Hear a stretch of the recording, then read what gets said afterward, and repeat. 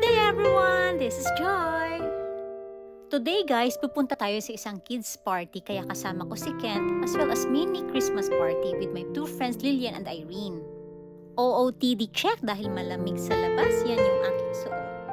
Madami nga akong bit-bit guys, yung mga food at saka yung mga gifts. Pagdating sa apartment ni Irene, nako, naging busy agad si Kent sa kakalaro with other kids. Ako naman lumabas muna para enjoy yung ganitong view. Sobrang na-appreciate ko yung mga ganitong view guys. Natatanaw dito yung Mount Fuji.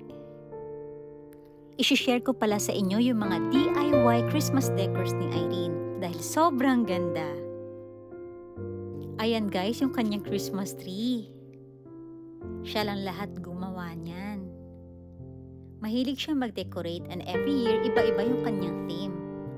Sobrang hanga ako sa kanya kasi napaka-creative and artistic niya.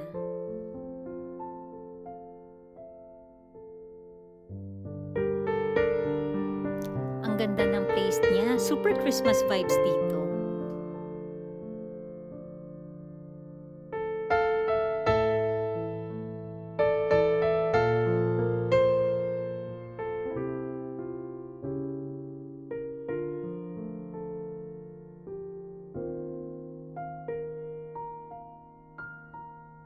Fast forward, after namin mag-food trip at mag-chikahan, dahil sobrang nabusog kami, ayun, nag-decide na kami mag-exchange gift. At ang exciting part is, ang nakuha kong regalo is yung bagay na gusto kong bilihin dahil sira yung humidifier sa bahay. At yan nga, yung humidifier pa talaga yung natanggap ko. Kahit 3 lang kami na-exchange gift, super saya kasi nakapag-banding kami. Ang sarap ng feeling pagkasama mo yung mga friends mong nagmamahal at nagkikare talaga sa'yo. Bago kami umuwi, nag-picture taking kami sa Christmas tree ni Irene.